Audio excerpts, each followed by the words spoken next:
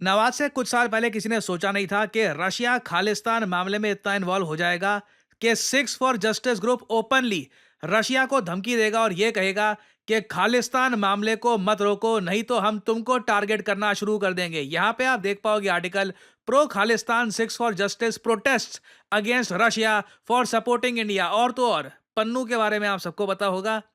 पन्नू ने video launch कर दी जहां पर रशिया को, प्राइमरली रशियन डिप्लोमेट्स को धमकी दे दी। नाउ अगेन, एक बार सोच कर देखो, कितनी अजीब बात है कि ऐसे टाइम में जब व्लादिमीर पुतिन भारत में आने वाले हैं। आपको पता होगा कुछ ही महीनों में, मोस्ट प्रॉब्ली 2025 के शुरुआत में ही व्लादिमीर पुतिन भारत में आएंगे। इंडिया रशिया रिलेशंस का ऑलमोस्ट आप कह लीजिए एक रिवाइटलाइजेशन पीरियड चल रहा है, गोल्डन एरा आने वाली है इंडिया रशिया रिलेशंस की। सडनली हम देखते हैं कि यूएस कनाडा में बैठे हुए जो ये खालिस्तानी एलिमेंट्स हैं, ये प्राइमरली रशिया को टारगेट करना स्टार्ट कर देते हैं और वजह बहुत ही अजीब है। नाउ जो ये क्लिप है छोटी सी पन्नू की, ये मैं आपको दिखाना चाहता हूं। Russian media by the way ये क्लिप, छोटी सी क्लिप, बहुत ज्यादा शेयर कर रहा है। नाउ ये जो वीडियो है ये देखिए। We are not afraid of dying. Russia, back off or face off with pro-Khalistan 6, with targeting Russian diplomats and demonstrating against Russian consulates in North America, European Union, Australia and New Zealand. Now is the time, back off or face off. Now ये लोग यहाँ पर जो Russia के diplomats हैं पूरे north America में, यहाँ पे नॉर्थ अमेरिका में आप कनाडा और यूएस जो मेन इनका गढ़ है उनकी बात कर रहे हैं। तो basically United states of America में जो रशिया का राजदूत है उनके ऑफिस के बाहर ये खालिस्तानी एलिमेंट्स इकट्ठा हो गए, प्रोटेस्ट किया। और प्रोटेस्ट करने का रीज़न बहुत ही अजीब है। इन लोगों का ये कहना है कि रशिया का जो सरकारी न्यूज़ आउटलेट है, जो रशिया के वेरियस सरकारी न्यूज़ आउटलेट हैं, चाहे रशिया टुडे हो, स्पुतनिक हो और वेरियस और इनके जो आउटलेट्स हैं, ये लोग खालिस्तानीज़ के अगेंस्ट बहुत सारे आर्टिकल्स पब्लिश कर रहे हैं, बहुत सारी वीडियोस निकाल रहे हैं, बहुत सारा प्रो इंडिया कंटेंट छाप रहे हैं। जबकि कंपैरिजन में आप अगर देखोगे तो जो बड़े मीडिया आउटलेट्स हैं यूएसए के, वॉशिंगटन पोस्ट, न्यूयॉर्क टाइम्स वगैरह, वो लोग काफ़ी हद तक खालिस्तान के सपोर्ट में तो नहीं, मगर बहुत ज़्यादा सॉफ्ट लैंग्वेज यूज़ करते हैं खालिस्तानी एलिमेंट्स के लिए। तो यहाँ पर ये जो खालिस्तानी लोग हैं यूएस कनाडा में, ये लोग कह रहे हैं कि रशिया इनके अगेंस्ट, रशियन मीडिया इनके अगेंस्ट क्यों लिख रहा है, तो इसलिए अब ये रशियन डिप्लोमेट्स को टारगेट करना स्टार्ट कर देंगे इन नॉर्थ अमेरिका। और साथ ही साथ ये भी धमकी दे दी है रशियन डिप्लोमेट्स को कि अपने मीडिया को बोलो कि इंडिया की साइड इतनी सारी वीडियोस पब्लिश करना बंद करे। अगर ये ऐसा नहीं करते तो ये रशिया पे अटैक्स और ज़्यादा तीव्र कर देंगे। और अगेन ये सब देखिए करने की जो टाइमिंग है ये बहुत ज़रा अजीब है। मैं आज से कुछ महीने पहले आपको लेके जाता हूँ।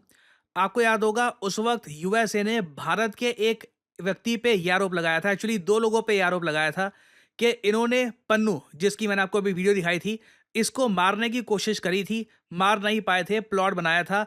और एक आदमी, जैसे आप लोग जानते हैं, आज के समय यूएसए में अरेस्ट भी हो चुका है और एक आदमी को यूएसए ने मोस्ट वांटेड भी डिक्लेयर कर दिया है भारत में। ना उस टाइम ना जब इनिशियली यूएसए ने ये आरोप लगाए थे कि इंडियंस इन्वॉल्व हैं, एक्चुअली यूएस ने यह भी कह दिया था कि भारत के गवर्नमेंट एजेंट्स इन्वॉल्व हैं पन्नू को मारने में, उस वक्त रशिया भारत के सपोर्ट में आया था। रशिया ने ओपनली कहा था कि यूएसए के जो भी आरोप हैं ये बिना किसी एविडेंस पर बेस्ड हैं। और रशिया की जो स्पोक्समैन है मरिया जाखरोवा, इन्होंने ये भी कह दिया था कि रशिया अनबैलेंस करने की कोशिश कर रहा है भारत की पॉलिटिकल सिचुएशन को। और उस वक्त देखिए भारत में चुनाव भी चल रहे थे, तो जो ऑनगोइंग जनरल इलेक्शंस थे ना, उनको भी यूएस कॉम्प्लिकेट करने की कोशिश कर रहा है, ये रशिया ने ओपनली कह दिया था। उस टाइम से मैंने ये देखा है कि जब भी ये खालिस्तानी एलिमेंट्स नॉर्थ अमेरिका में प्रोटेस्ट करते हैं तो काफ़ी बार ये तिरंगे को जला रहे होते हैं या फिर चाकू से तिरंगे को अटैक कर रहे होते हैं। साथ ही साथ उन्होंने रशिया का जो फ्लैग है उसको भी जलाना स्टार्ट कर दिया था। बट अब हम पहली बार देख रहे हैं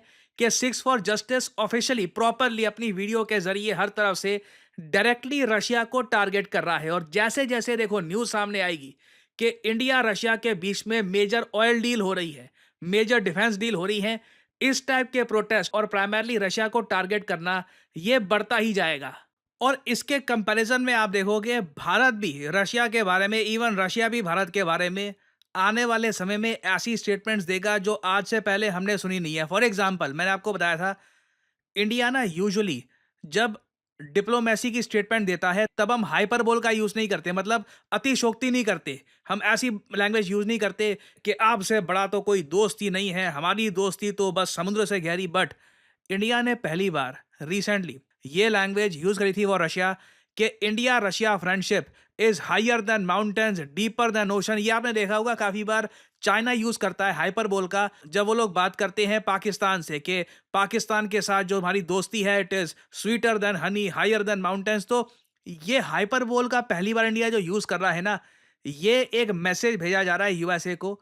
और इंडिया ने यहाँ तक कह दिया था, हमारे रक्षा मंत्री ने रशिया में जाकर ये कह दिया था कि हम पर प्रेशर डाला गया privately publicly, but still Russia के साथ रिलेशंस मेंटेन रहे और अभी हम इसको और स्ट्रॉन्ग करेंगे। और उसके बाद से हम देख रहे हैं कि एक न्यूज़ चल रही है कि इंडिया रशिया से $4 बिलियन का एक रेडार परचेज करेगा फ्यूचर में। और साथ ही साथ मुकेश अंबानी की कंपनी रिलायंस ये रशिया के साथ 10 साल की एक डील साइन कर चुकी है, जिसमें हर साल रिलायंस पे करेगा रशिया को 14 से लेकर $15 बिलियन।